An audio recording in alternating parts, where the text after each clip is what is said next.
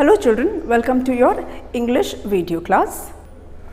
Children, in English, I have started a new chapter, that is chapter number 6, the magic paintbrush. And this chapter I have started in the previous video. ये मैं इसका start कर चुकी हूँ, आपको ये बता चुकी हूँ ये चैप्टर किसके बारे में है. जैसा कि आपका नाम से समझ में आ रहा है, द मैजिक पेंट ब्रश.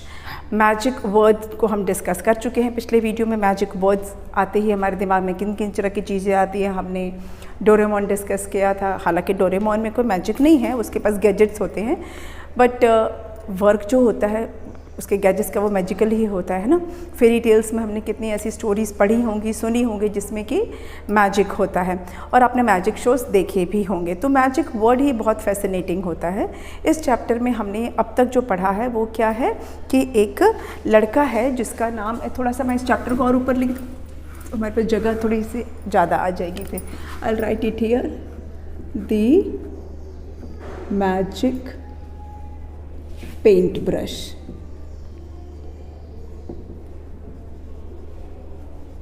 तो इस चैप्टर में जो एक लड़का है जो अब तक हमने पढ़ा, जिसका नाम है जैक. लड़के का क्या नाम है? जैक. और वो बहुत ही पुअर बॉय है, बहुत ही गरीब लड़का है, और उसे ड्राइंग करना बहुत अच्छा लगता है. जैक लव्ड टू ड्रॉ, उसे ड्रॉ करना बहुत अच्छा लगता है. लेकिन वो इतना गरीब है कि उसके पास पेन, पेंसिल या कलर्स खरीदने के भी पैसे नहीं हैं. तो वो कैसे ड्रॉ करता है? वो ग्राउंड पर, मिट्टी में, सैंड में ड्रॉ करता है. सैंड मतलब आपको मैंने बताया था, रेत बोलते हैं, बालू बोलते हैं हिंदी में जिसे. तो वो सैंड पे ड्रॉ करता है with the help of stones, sticks और फिंगर्स. अपने हाथ की उंगली से, या कोई स्टिक लेकर, या फिर कोई पत्थर, ऐसा नुकीला पत्थर होता है ना, उससे भी ड्रॉ कर सकते हैं. आपको मैंने बताया था तरीका. आप अगर घर में करना चाहें तो आप आटे को थाली में फैला के भी कर सकते हैं, फिंगर से ड्रॉ कर सकते हैं. तो वो इस तरह से ड्रॉ करता था क्योंकि उसके पास पैसे नहीं थे पेन, पेंसिल और कलर्स खरीदने के लिए. तो एक दिन वो लड़का जब ड्राइंग बना रहा था तो उसने एक ड्राइंग बनाया. तो एक बुढ़ा आदमी, एक ओल्ड मैन, एक बुज़ुर्ग व्यक्ति उसको देखते हैं और पूछते हैं. क्या पूछते हैं? Would you like to fill colours in your picture?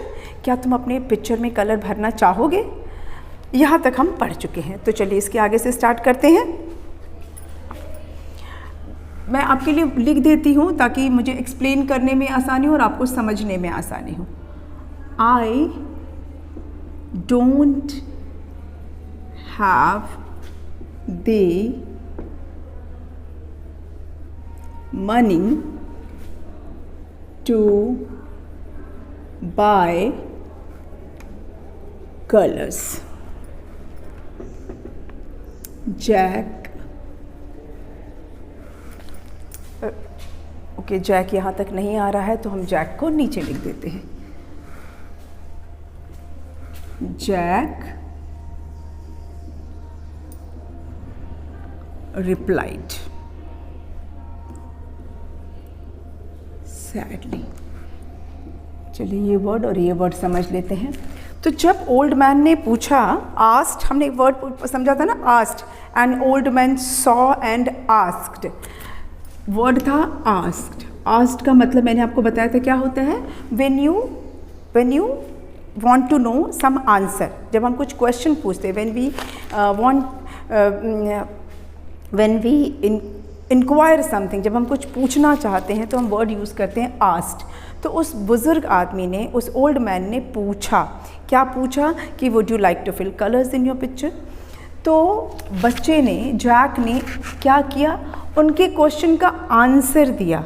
तो जब हम किसी की बात का जवाब देते हैं तो उसके लिए हम वर्ड यूज़ करते हैं रिप्लाइड. रिप्लाइड मतलब टू आंसर, किसी के क्वेश्चन का आंसर देना, बोल के आंसर देना.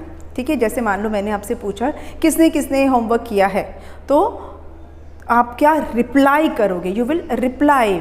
आप मुझे आंसर दोगे. यू विल नॉट से, you will not ask, you will reply.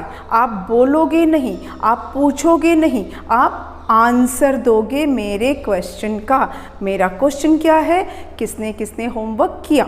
तो इसका जो आप जो बोलोगे वो क्या कहलाएगा? रिप्लाई कहलाएगा. You replied. ठीक है. तो वो बच्चे ने, जैक ने रिप्लाई किया, आंसर किया। क्या आंसर किया? I don't have the money to buy colours. उसने कहा मेरे पास पैसे नहीं हैं। किस लिए पैसे नहीं हैं? टू बाय कलर्स, है ना, गरीब था ना, था कि नहीं था ना, हाँ। तो उसके पास, उसने बता दिया कि मेरे पास कलर्स खरीदने के पैसे नहीं हैं। इस सेंटेंस से हमें क्या पता चलता है? क्वेश्चन क्या था? क्या तुम अपने ड्राइंग में कलर भरना चाहोगे? और उसने क्या हाँ या ना में जवाब नहीं दिया कि हाँ मैं भरना चाहूँगा या नहीं भरना चाहूँगा। उसका आंसर क्या था कि मेरे पास कलर्स खरीदने के पैसे नहीं हैं। इसका मतलब क्या? उसने डायरेक्टली आंसर दिया कि मुझे कलर, हाँ मैं अपने ड्राइंग में कलर भरना चाहूँगा। हाँ भी नहीं बोला, ना भी नहीं बोला, उसने कुछ और बोला। उसने कहा मेरे पास कलर्स खरीदने के पैसे नहीं हैं। मतलब इससे हमें ये पता चला कि वो कलर भरना चाहता है ना। भले उसने ये नहीं कहा yes yes I want to fill colours in my picture. उसने क्या कहा? मेरे पास पैसे नहीं हैं कलर्स खरीदने के। मतलब मैं कलर तो भरना चाहता हूँ लेकिन मेरे पास कलर खरीदने के पैसे नहीं हैं। जो ओल्ड मैन का क्वेश्चन था कि क्या तुम अपने ड्राइंग में कलर भरना चाहते हो, उसका आंसर जैक ने हाँ दिया, पर डायरेक्टली हाँ नहीं बोला। उसने ये नहीं कहा कि हाँ मैं अपने ड्राइंग में कलर भरना चाहता हूँ। उसने इनडायरेक्टली उसने ये कह के जवाब दिया कि मेरे पास कलर खरीदने के पैसे ही नहीं हैं। तो इसका मतलब ये हुआ ना कि उसका मन तो है कलर भरने का लेकिन उसके पास कलर्स नहीं हैं, वो कलर खरीद नहीं सकता। उसको हाँ है, उसका हाँ है कि हाँ मुझे भरना है कलर लेकिन मेरे पास पैसे नहीं हैं। तो जो क्वेश्चन था उसका उसने सीधा सीधा आंसर नहीं दिया। उसने ये नहीं कहा कि हाँ बाबा, हाँ uncle, yes man, old man, मुझे कलर भरना है। उसने ये कहा कि मेरे पास पैसे नहीं हैं, ठीक है। और ये बात उसने बहुत सैडली बोला। सैडली मतलब दुखी होके। दुखी होने वाली बात तो है ना। ड्राइंग करना बहुत अच्छा लगता है, ड्राइंग बनाना बहुत अच्छे से आता है, पर कलर ही नहीं है, तो दुख की बात है। सैडली उसने इसलिए बोला ना, बहुत दुखी होके, उदास होके उसने बोला कि मेरे पास कलर खरीदने के पैसे नहीं हैं, ठीक है। सैडली का ऑपोजिट क्या होगा? हैप्पीली, है ना। कोई बात अगर हम खुश होके बोलते हैं तो हम उसके लिए वर्ड यूज़ करते हैं हैप्पीली, लेकिन जब हम दुखी होके बोलते हैं तो हम उसके लिए वर्ड यूज़ करते हैं सैडली। तो जैक ने सैडली बोला। सैड होना तो बनता है ना उसका, क्योंकि उसको जो चीज़ इतनी अच्छी लगती है लेकिन उसके पास पैसे नहीं उस चीज़ के लिए। तो उसने सैडली जवाब दिया कि I don't have money to buy colours. I hope ये लाइन आपको अच्छे से समझ में आ गई, ठीक है। नेक्स्ट है hairs a brush for you. इस तरह से लिखा हुआ इसलिए मैं आपको वैसे ही लिख के बता रही हूँ। Here's a brush for you। अच्छा, आपने एक चीज़ और देखी, ये जो मैं बार बार ये ड्रॉ कर रही हूँ, मैंने आपको बताया था ना, इसको क्या बोलते हैं? Inverted comma. क्या बोलते हैं इसको? Inverted comma. जब हम किसी की कही हुई बात को बिल्कुल वैसा का वैसा बताते हैं तो उसके सेंटेंस को हम बताने के लिए उसको कोट्स में लिखते हैं। इसको बोलते हैं इन्वर्टेड कॉमा या कोट्स में लिखते हैं। मतलब जिसने जो कहा वैसा का वैसा हम बोल रहे हैं, उसी के सेंटेंस को बिल्कुल वैसा ही बोल रहे हैं। तो अब ये क्या लिखा है? Hairs a brush for you. इसका मतलब हुआ हेयर इज़। इसको पढ़ेंगे hairs a brush for you. इसका मतलब हुआ here is a brush for you. The old man gave him a golden paintbrush.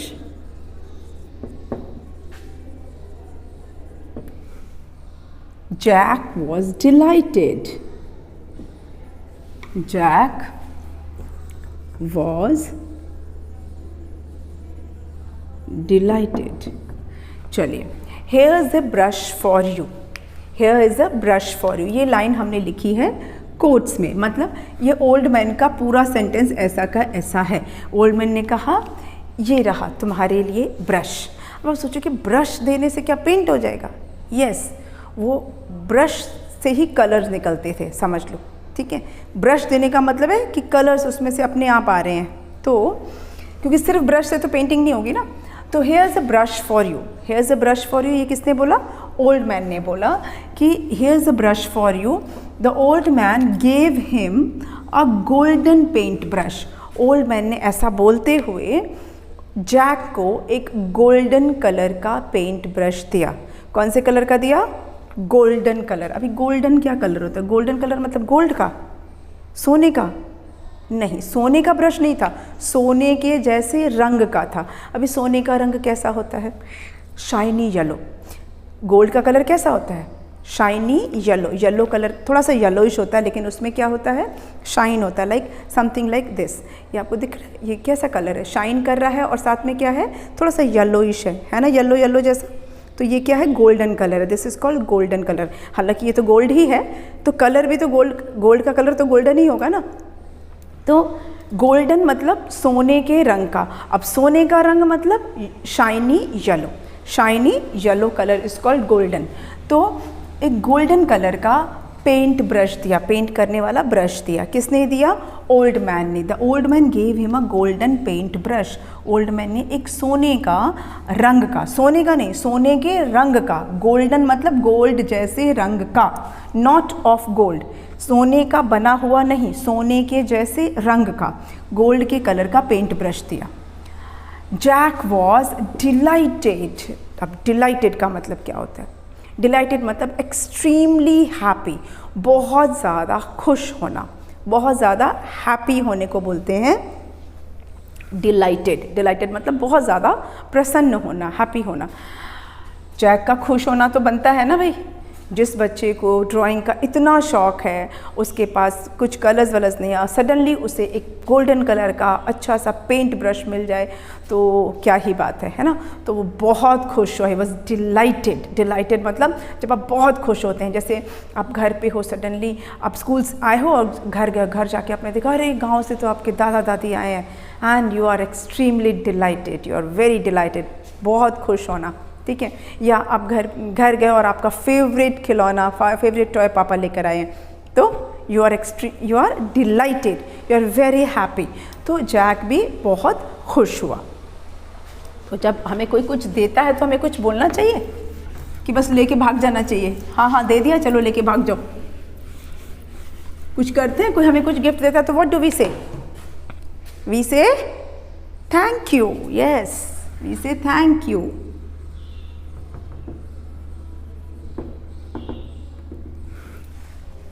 Thank you, he said,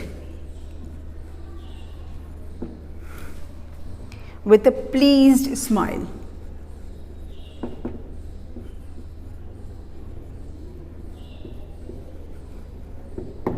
अब ये ही कौन है? जैक है ना, जैक है ना। थैंक यू किसने बोला? जैक ने बोला। He said thank you, he said with a pleased smile. अब मतलब किसी को कोई चीज़ मिल जाती है मनपसंद तो कितना सेटिस्फाइड होते हैं ना, अच्छा सा फीलिंग आता है। तो बहुत संतुष्ट उसने, बहुत स्माइल के साथ उसने ओल्ड मैन को थैंक यू बोला। थैंक यू है ना, कि वो बहुत सेटिस्फाइड था, बहुत उसको अच्छा लग रहा था, अच्छी फील थी, तो उसके फेस पे भी वो सेटिस्फेक्शन आ रहा था, वो खुशी आ रही थी। उसने बहुत प्लीज्ड स्माइल के साथ थैंक यू बोला। किसे बोला? ओल्ड मैन को बोला। बोला ना, किसने बोला? जैक ने बोला। किसको बोला? ओल्ड मैन को बोला थैंक यू, ठीक है। Now I can draw pictures, now I can draw pictures.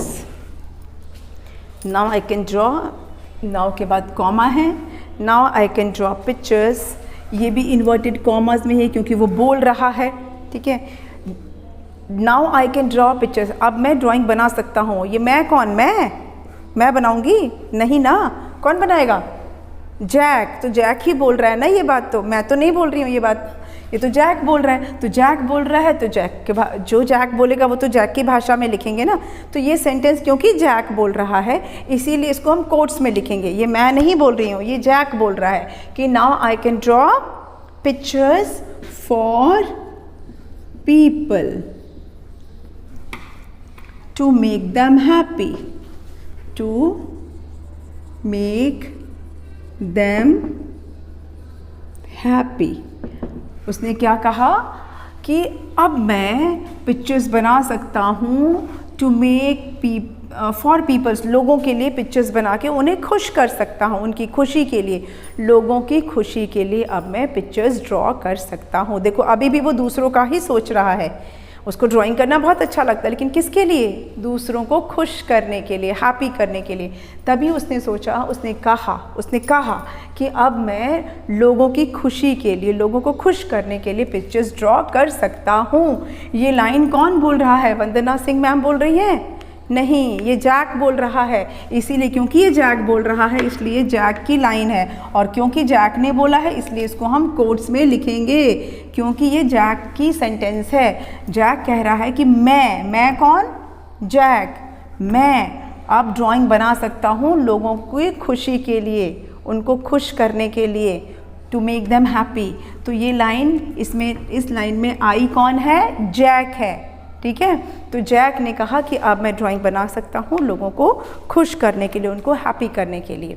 तो ये हमने आज इतना पढ़ा। ठीक है, अब आगे जैक क्या करता है, कैसे लोगों को खुश करता है, ये हम जानेंगे नेक्स्ट वीडियो में। थोड़ा सा सस्पेंस रखते हैं और मिलेंगे नेक्स्ट वीडियो में। ठीक है, थैंक यू।